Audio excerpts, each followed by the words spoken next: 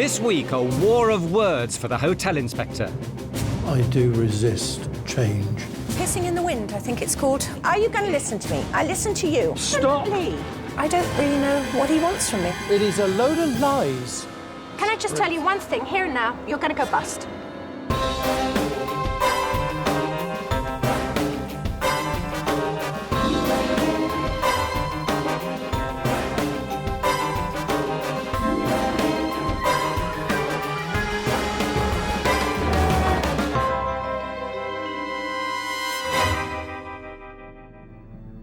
This is Beach House, a 15-bedroom hotel just outside the centre of Reading. It's owned and run by Michael Bissell, a divorced businessman. Michael was a war baby and grew up in care, eventually settling in Reading as a child. 4 years ago, after 5 decades of business success, Michael decided to try one last venture before retiring. He invested over £500,000 of his own savings, converting a former care home into a hotel. But the guests he hoped to attract failed to materialise. I suppose I opened the doors thinking people would just see Beach House Hotel and they would come in automatically. But sadly, that didn't happen. With no guests and massive overheads, Michael was forced to cash in his pension, but the hotel continued to hemorrhage money. So in the first year we lost 190,000. Second we lost 120,000. I'm now 66, so all my money is gone. And by the end of the next financial year, I'm not too sure where I'll be. Michael's savings have run dry, but the hotel continues to cost him a fortune. I think now it's got to the stage where I can't go on any further. Despite running out of money and ideas, Michael's determined not to give up. He's pinning all his hopes on one person, prominent hotelier Ruth Watson. I don't want to see it to fail. I don't like failures. It's not in my book. Well, this is a very handsome building. It's got a good architectural quality to it. The thing I'm really noticing is there's no rating outside. If I was a passing visitor, I'd want to know that this was accredited. In a town overflowing with hotels, the lack of any stars immediately puts Beach House at a disadvantage. A rating from a tourism authority such as Visit Britain would indicate quality to potential guests. Hello, you're Michael? Michael Bissell, how do you do? Hello, I'm Ruth. Ruth is keen to get down to business straight away. She's anxious to find out why the hotel is sitting empty when it seems to have so much going for it. Michael, what's going wrong? We're not getting enough people through the door. And what sort of rating do you have from Visit Britain for here? Do you have stars? No. No? And at the end of the day, I don't look at stars to see whether the hotel is good. So you're saying that when you're a customer looking for a hotel in Cornwall or Paris or whatever, you would not look at the rating at all? Okay. At all, no. Can I just say, Michael, you're quite unusual in that respect, because people do Well, look at ratings. I don't think I am, because I judge it on what it is, not the stars outside on the door. Yeah. Next for discussion, the pricing structure. Michael has a one-price-fits-all policy, charging the same for his rooms every day of the week throughout the year. So where do you think it's going wrong? I don't think it's because of the fee that I'm charging. Why do you not think that? Well, because of what I'm offering and what people say when they come here. This is the whole point. Once they're here, I have no doubts that they love it. I have no doubts that it's good value. The point is you've got to get them here. Believe me, the British people are very, very price sensitive, and I just think we need to look at that element of it. Because he doesn't lower his prices during quiet periods, Michael could be putting potential customers off and losing money he can ill afford. Presumably you don't have a bottomless pit of cash. You're right, I'm at the bottom of the pit. I've spent every penny I've got now. All my pensions I've withdrawn, so. Have we got a sort of month or a year when it's just literally going to run out and there's not going to be enough money to pay the essential bills? Not a month, but I would think months. As a self-made man, relinquishing control may not come naturally to Michael, but he'll have to put himself in Ruth's hands if his business is to recover. Time is running out. As part of her investigation, Ruth plans to stay the night in one of the rooms. Michael leads her upstairs to number 12, a standard double priced at £85 per night. Here's your room. Thank you very much. Oh, this is a nice size and it's nice and bright, Facing isn't south. it? Yeah. No, Hope it's you'll be very comfortable. All right, thanks, All right. Michael. Good night. See you later, bye. I think what this room has really got going for it, it doesn't feel like a bog standard chain hotel. It feels comfortable and homely. Well, this is a perfectly functional bathroom. It's white from top to toe. There's a jolly good sized shower. It's not a bathroom to get your heart racing with excitement, but it's absolutely fine. No argument with it. At £75 a night, every day of the week throughout the year, Ruth wants to see what Michael's single rooms have to offer. Well, this is demonstrably a single room. I can put my hands out and almost touch the walls, not quite, but not far off. I think this is where Michael's got a problem. There's nothing intrinsically wrong with this room. It's got all the things you need in it, but I think we've got to really look at this rates thing. It's not right. The ratios are completely wrong. As Ruth heads back to her room, Michael reflects on her suggestion that he tries to win a star rating for the hotel. If that's the road I've got to go down, I will go down that road. I think if she's going to give you some advice, she certainly would like you to take it. I'm not sure whether this is going to be a battle or not, but I am very surprised that he is not more open to some of the suggestions I've already come up with. By his own admission, he's only got months to go before he simply runs out of money. And I think it would break his heart if he had to sell this. Ruth settles down for the night, but will she and Michael see eye to eye in the cold light of day? I'm not selling bloody shirts. I'm selling a room. I'm selling quality. Michael, are you going to listen to me? I listen to you. 66-year-old Michael Bissell runs the Beach House Hotel in Reading, but it's in trouble.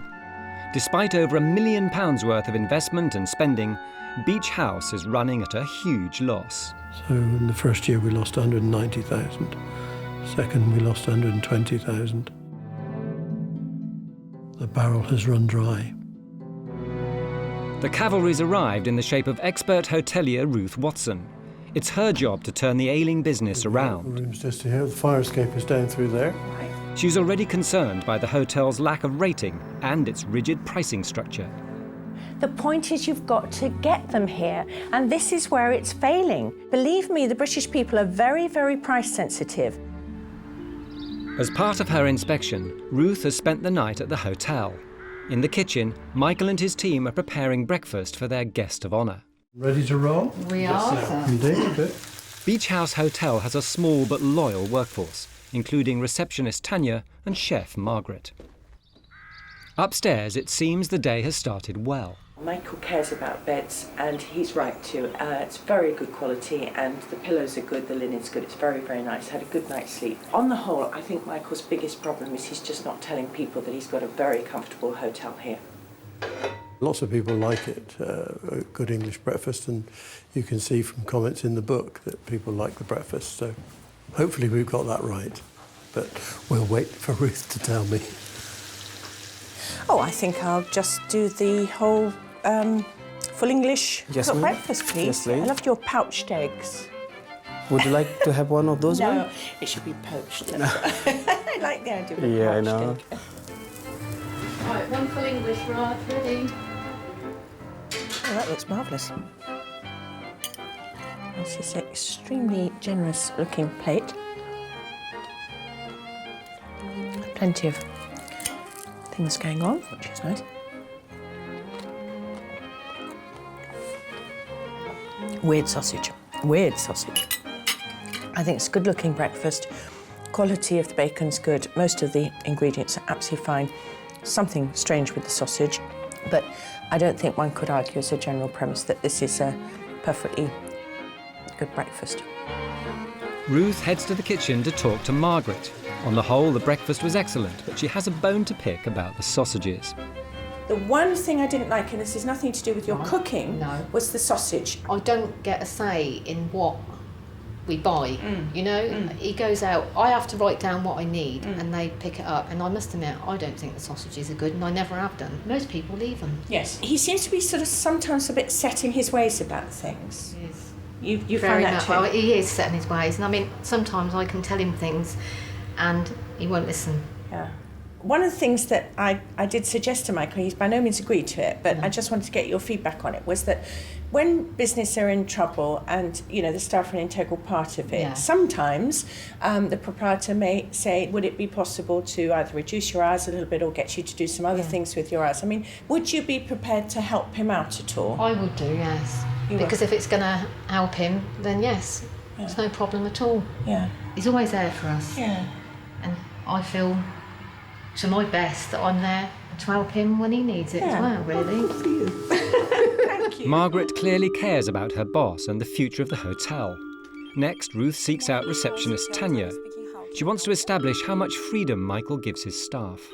Tanya.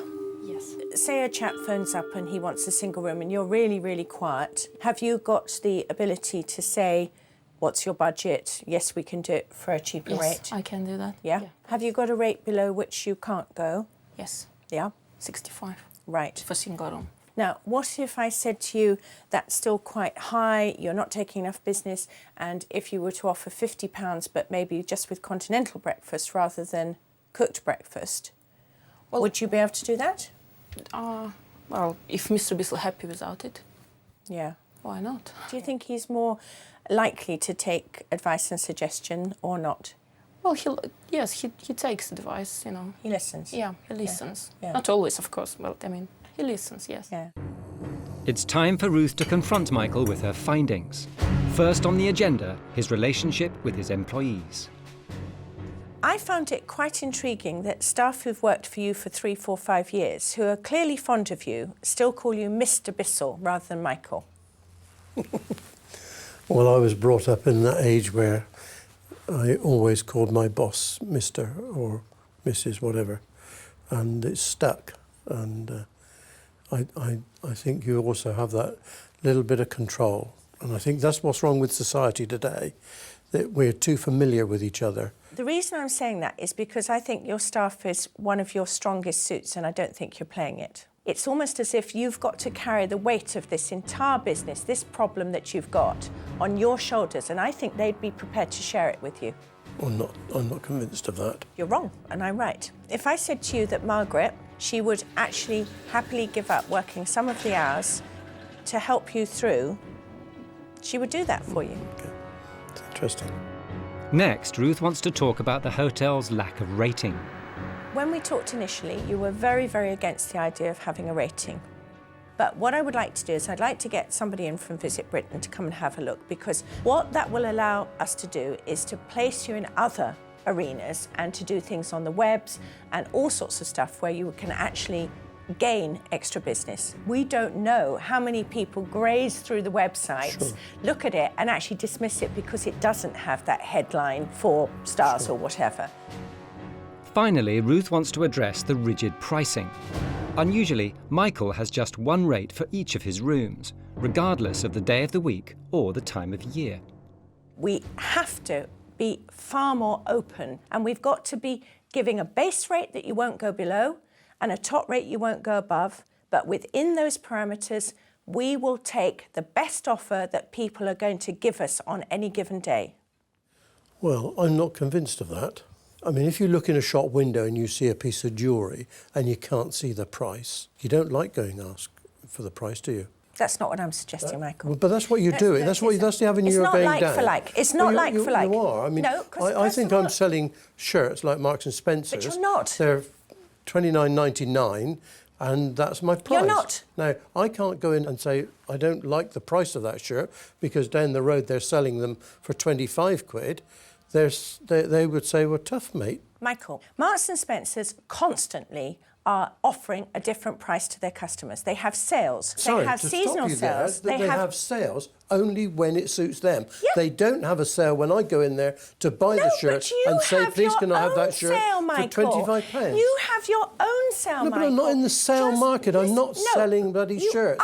You are selling a room. I'm selling quality. Michael, are you going to listen to me? I listened to you. I listened to the whole thing you said. Listen to me. Marks and Spencer's do not sell shit shirts, they sell quality shirts, right? They vary the prices according to season, according to fashion, according to what people will pay. They amend their product to the market. And all I'm asking you to do, be aware that there are certain price points that people will pay at different times of the year, at different times of the week, and according to their budget. But what I want you to be doing is presenting a shop window out there on the web that says, I can negotiate, I will negotiate. Don't go past my window because you think you can't afford me. Come in and see what I have to offer. The main thing is I want you to be inviting people into your shop to see that you've got more than one shirt at £29, because you have.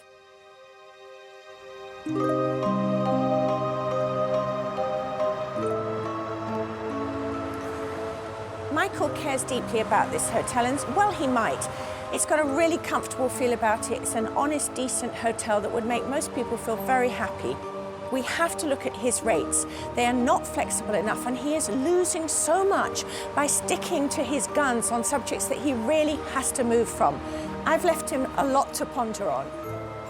She knows her mind and she knows her business. There were one or two things which I really didn't agree with. So perhaps today I've sort of shown I've got claws as well. I suppose I do resist change. To change some of my attitudes, you know, will be quite a difficult thing for me to do. Despite his resistance, Ruth has asked Michael to implement a 3-point plan to get Beach House back on its feet. First, she wants him to get a rating for the hotel, a recognised sign of quality and an essential tool for marketing. Ruth also thinks the hotel's staff are something of a wasted resource. She wants Michael to have greater faith in them and let them help out more. Most importantly, Ruth wants Michael to have a more flexible approach to pricing. We used to do a lot of business with them. Lowering his rates when the hotel's empty and using online booking agencies to tap into the business market. A few days later, Michael's gathered his staff together.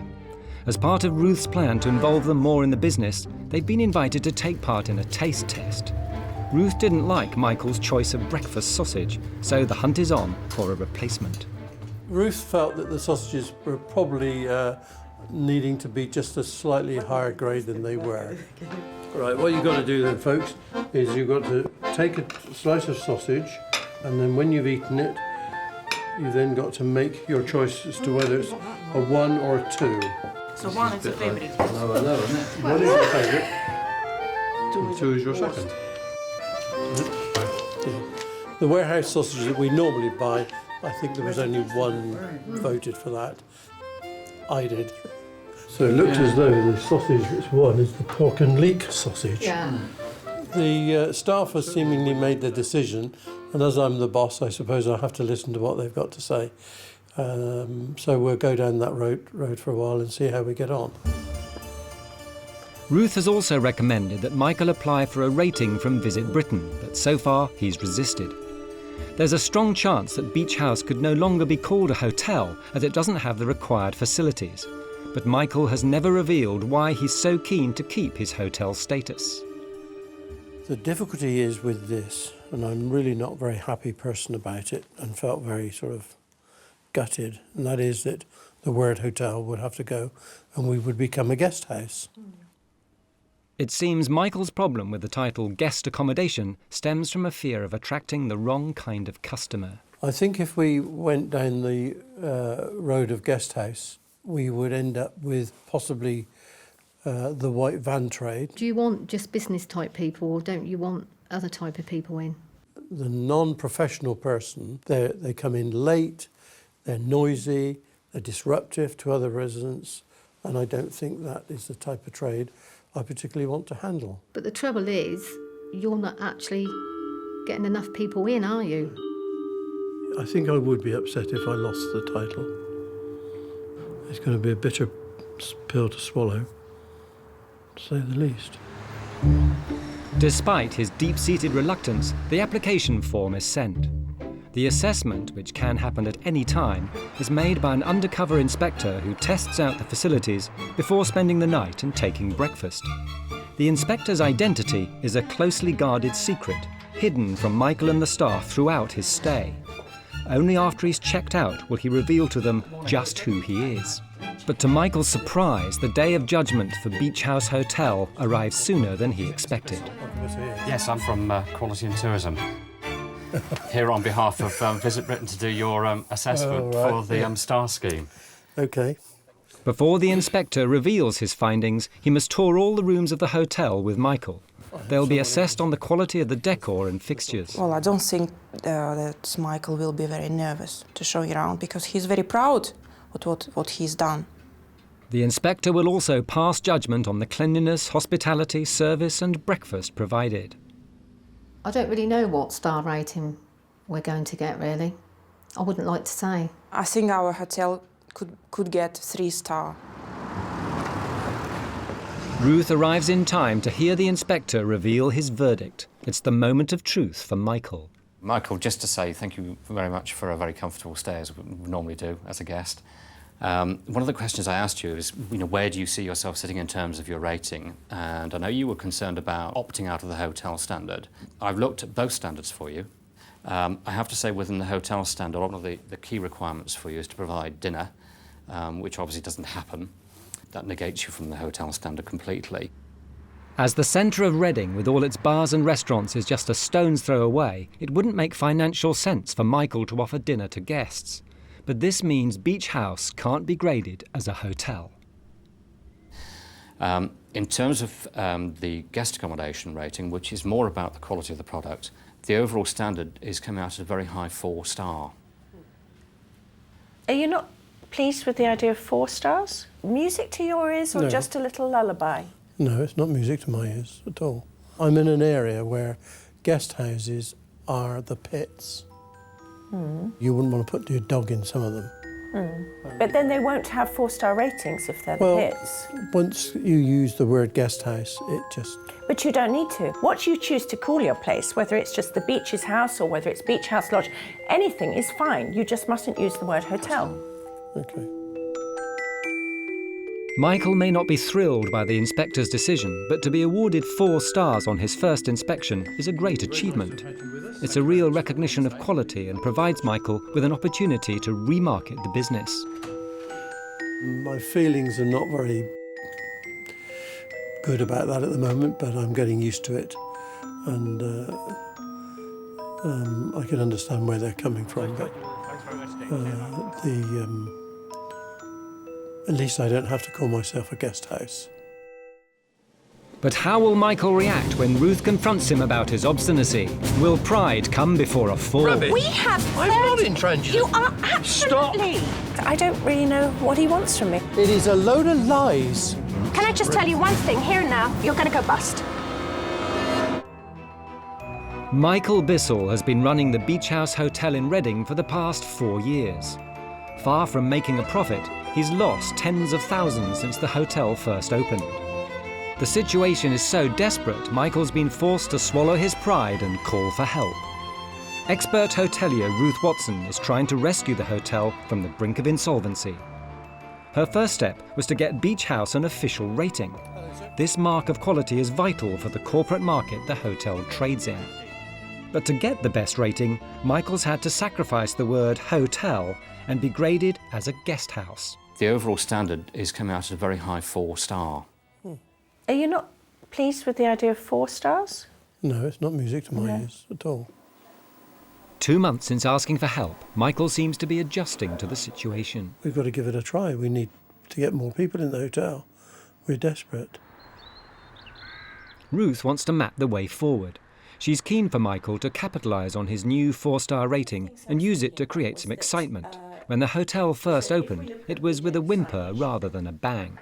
Now he has something to shout about. These words here, executive accommodation, I want to build on those if you are agreeable. Yes. Yep. It also helps us when we remarket this place because I think we're in a new life now. Sure. So we'd like to organise a relaunch party And I think if we can get Tanya really working hard on the database, so we've got some good blue chip companies, there's loads of accountancy firms around here, anywhere particularly also where women executives are involved, because I do think this really lends itself. There is a very safe, secure feel about it. Now, what do you think about all that? Sounds good? Holding a relaunch party that promotes Beach House as a female-friendly hotel could garner good publicity and help it stand out in the market. But Michael hasn't been won over just yet. I think some of the ideas that have been put forward, suddenly the sort of shiver goes down my back and I think, I'm not doing that. Ruth is suggesting to me that we should have a party to relaunch Beach House. We're desperate. And last week, we had, I think it was 16 people in total. I can't go on like that. With Beach House teetering on the verge of bankruptcy, time is of the essence. So Ruth sets the date for the relaunch party in just 3 weeks. And there's a great deal of work still to be done if the new-look Beach House is to impress. It's a good opportunity for Michael to give his promotional material an overhaul. At present, his website and brochures feature rather dated pictures. Ruth has arranged for Charlotte, a photographer, to take some new shots for an invitation to be sent out to party guests. It just needs livening up a bit. Get rid of that car. It's changed. That's my car. And a very nice car it is too. Ruth has asked Charlotte to update the Beach House brand and make the most of its appeal as female-friendly accommodation. As proprietor, Michael has his own part to play. I don't want her to take too many photographs of me. That is not what I want. Just a hint of a smile. That's good. Oh, look at the face. No, thank you. Love to make you smile. Fortunately, Michael is just a supporting player in the new campaign. Ruth has suggested using female models where possible, and the job of casting director has fallen to Michael. Tell me a bit about yourself. You've obviously done a bit of modelling. Various bits and pieces, mostly magazine. I used to work on the radio and did a few photo shoots for the radio. The last theatre touring job I had was playing Car the Snake in the Jungle Book. I have done a couple of game shows. I did a television programme once where I had to vomit on television, which was really glamorous. Don't worry, I was faking. I love it. Michael has selected 2 of the girls to portray successful businesswomen in various guises around the house. So if you can bring Mary in and just show her the features of the room, show her the bathroom, maybe some tea-making facilities. Right, so you've got tea-making facilities there. Okay. Shower room is just round there. The pictures will be used for the invitation to the party and to refresh Michael's website and brochures. In here, we should do something a bit more casual. Have Sam in a bathrobe, some breakfast, reading the paper. OK, flicking the pages. That's it. Hello? And that's it, good. No. Lovely. OK, that's great. Thank you. It looks very positive, so I think the whole thing's coming together, and perhaps by the end of the day she'll have got a good collection of photographs. Michael's next task in a frantic schedule to sit down with Tanya, the receptionist, and work out ideas for the relaunch party. What do you think about decorating garden? Some lighting? What, putting fireworks? Small fireworks, why not? I might be in trouble with the neighbours. Or maybe we can invite some chocolate fountain people with a small... Chocolate fountain? Yes. I wonder why. Outside, the signage is changing. The word hotel is now confined to history, to be replaced by 4 proud stars. Michael starts to measure up for the new signs to be put up before the relaunch. But despite all the activity, he is still sceptical. It's Michael Bissell. The party's less than a month away. I find it difficult to see how it's all going to fall into place. But if it brings in people into my rooms, then of course that's what the whole exercise has been about. Beach House may be in transition, but its fortunes are still in limbo.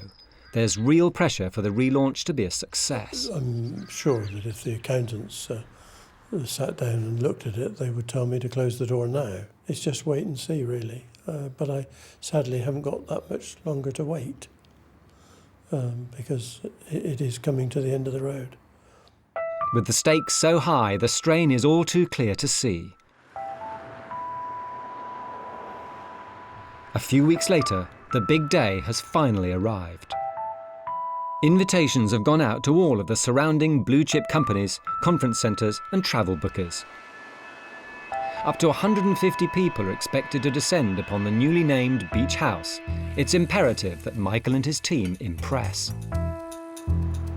Finishing touches are being applied to ensure Beach House is looking its best for the roster of eminent guests.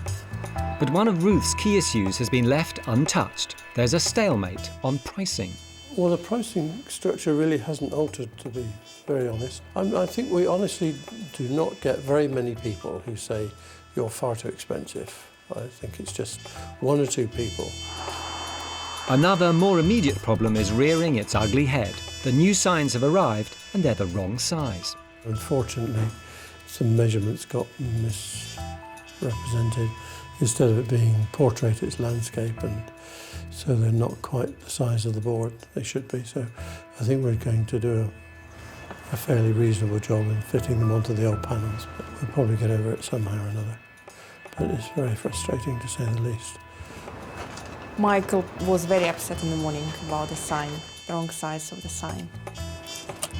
I am not a happy bunny. Atmosphere is very stressful today. With Michael and maintenance man Mick furiously trying to improvise, out front Ruth has arrived.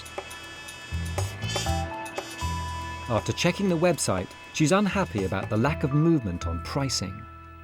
Oh, hello, Tanya. Hi.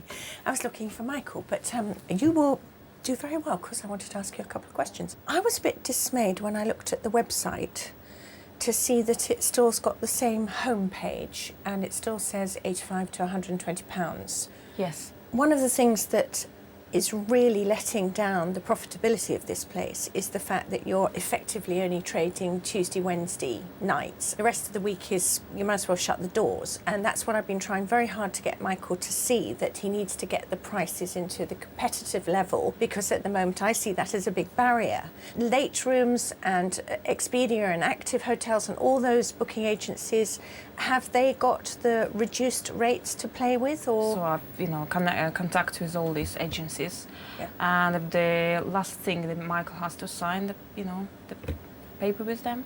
But he hasn't. Not yet. No. How long's that been going on for? Because I feel as if I haven't got very far in the last few months. Well, I've done everything which is on my side. Yeah. So I'm just waiting, and I try to ask him to do these things.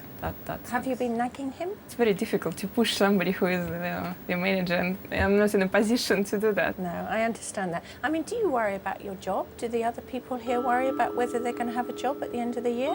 Yes, of course, we all worried about it. We could be out of the job at the end of the year, or maybe earlier than that. The pricing structure's the last thing on Michael's mind. The signs are not good. Oh, Michael, what are you up to? Well, unfortunately, we had a disastrous with the size of the boards. When we got them this morning at 10 o'clock, we discovered they were the wrong size. Gosh, very big executive accommodation. Yeah. Good to get your 4 stars, though. That's nice. Yeah. Isn't it? Isn't it? Yeah.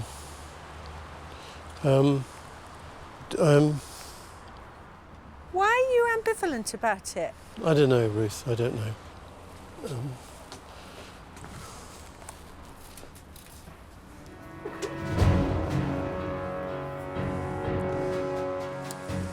I think the expression "pride comes before a fall" could have been invented for Michael, because it's like he's got just tunneled vision, like, I've got to do it the way I've got to do it.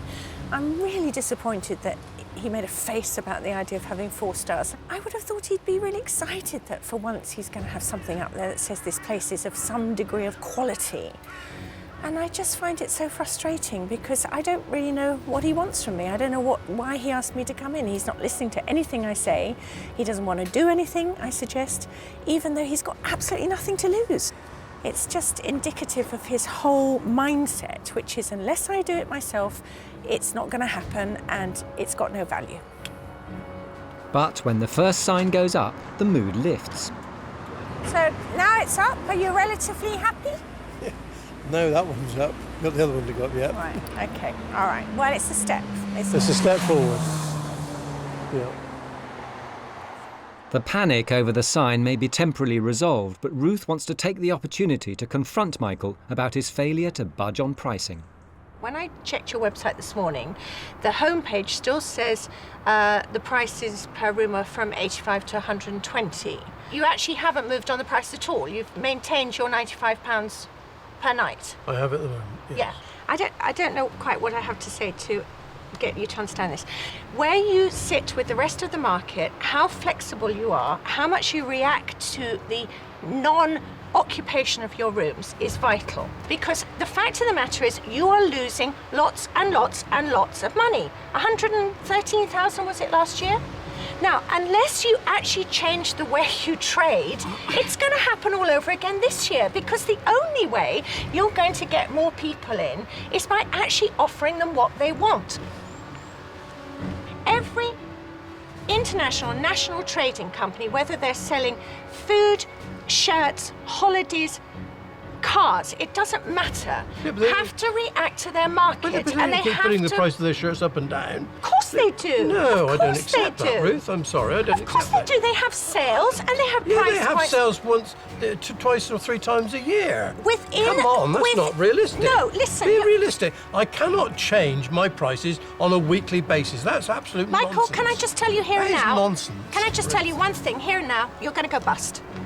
Well, you're going to go bust because you're so intransigent about this. We have rubbish. We have. I'm not intransigent. You are absolutely. Stop. I'm sorry. That is nonsense.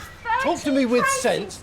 Talk to me with sense, but don't talk to me like that. Talk to you with sense. I'm trying to talk to you for sense for 3 months. You won't listen to me. Ruth, I am not stupid. I have been listening. Don't talk rubbish. Why are we full? Why is my hotel in the middle of nowhere full?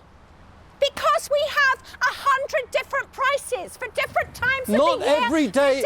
Yes, every day. I will show you our tariff. I will show you our website. Every day you change your prices? Yes, if necessary, we do. You have to be flexible, are you telling me all these hotels in this town? Yes, but they don't, Ruth. That's an absolute load of bunkum. They do. I can honestly say that is not true. It is a load of lies. A clearly angry Michael retreats to the safety of his arbour.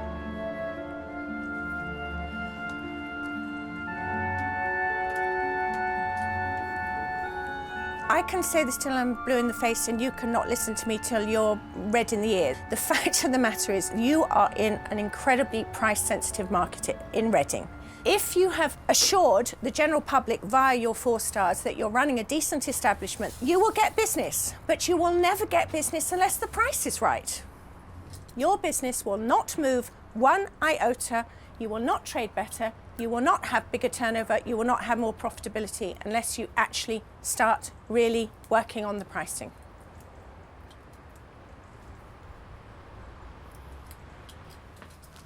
I'll leave you to think, Michael.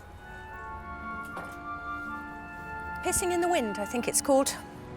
It's so depressing. This man is not evil, he's not malicious, he's not horrible, he is obdurate, he's intransigent, he seems completely unable to understand that this is a business.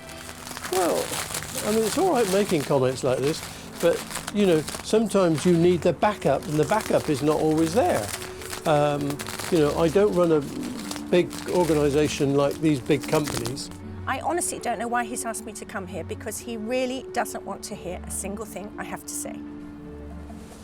With the party just hours away, are there more fireworks to come? Just for 1 month, make sure that the online booking agencies actually offers a minimum price of £60 per night. Would you do that? For the last 3 months, Ruth Watson has been trying to save Beach House from imminent bankruptcy.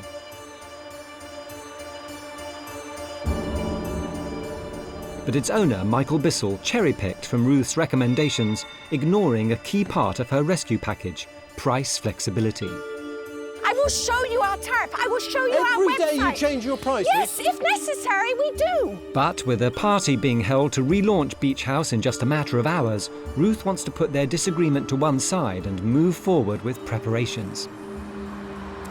Michael. It's looking good. Right, I don't want to have rows and I don't want to shout at you, and it's only my deep frustration because I really would like you to do well. right? And I know that if you even did a modicum of what I was saying, you would do well. But this party, right, let's go into it with joy, yes? Because I'm hoping it's going to be a great success. It will be. Yes, good. It seems that for the time being, Ruth's olive branch has been accepted. Attention now needs to switch to arrangements for the evening's relaunch party, only a short time away. It'll all come together by 7 o'clock. What will be, will be. The future's not ours to see. Que sera, sera. Soon the first wave of guests arrive. The invitations were sent out to blue-chip companies throughout the region, as well as local press and VIPs. If the 4-star beach house can make a good impression, it could transform Michael's business and his life. To the delicate sound of the harp, the party begins, and guests start to flood in, spilling out of the house into the manicured gardens. Michael is working hard to impress the crowd. How are you? Nice to see you. Yeah, hello, Michael Visson. Hello. He's aided by Ruth, who's selling Beach House with equal passion. So this might go on your list. It's almost a rural idyll. Most importantly, there is just this very intangible feeling that you're in a private house rather than in a, you know, sort of a box of a hotel. Out front, the car park is overflowing for the first time, and every corner of the house and garden is bustling with people. As dusk draws in, Michael takes to the stage. Because I'm a bit of a short house. But anyway, thank you very much for coming. We're going to have a few fireworks. I don't know what my neighbours are going to say about that. There's plenty of food in there. There's a lovely chocolate fountain, and there's a superb harpist. Enjoy the rest of the evening. Now everything rests on the guests. Has Michael done enough to turn his fortunes round?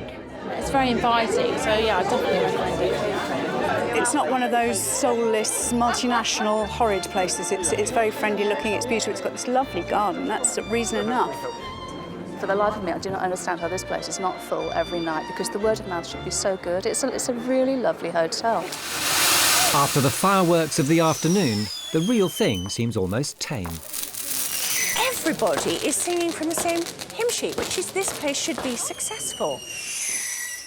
I think it's true to say that if Michael does exactly the same as he's doing now, but just tells a lot more people about it and gives them some room rates that they can afford and which are competitive, this can be massively successful. It could be full every night.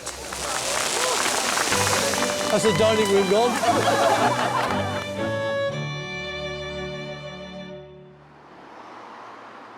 The morning after the fireworks, both Beach House and its owner are coming back down to earth. Well, I thought the party was brilliant last evening.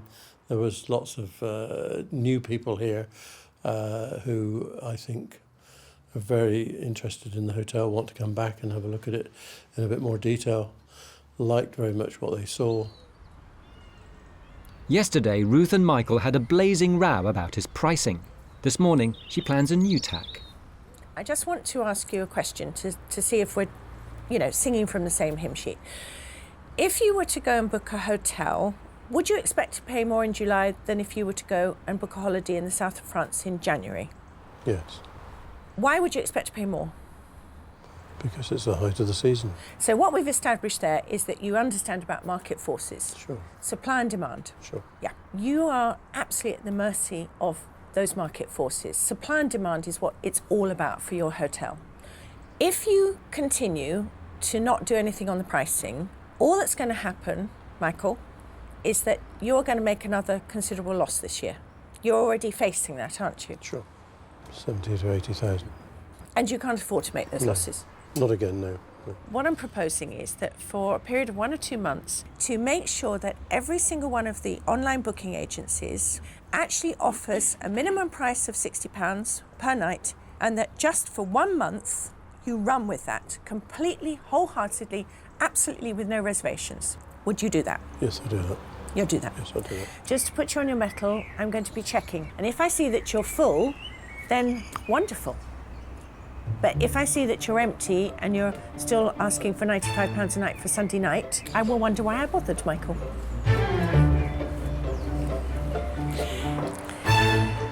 They say all good things come to those who wait, and I've waited a long time to hear Michael agreeing with me that actually he does have to have more competitive rates in order for this hotel to prosper. We've got the 4-star rating, and that's all to the good. But at the end of the day, Michael has got to realise this is a business. It's a fine family house and it has a lovely homely atmosphere, but it is a business. But is Ruth's optimism premature? We'll go down that road, yes, and try. But I just got this feeling we're not comparing like for like.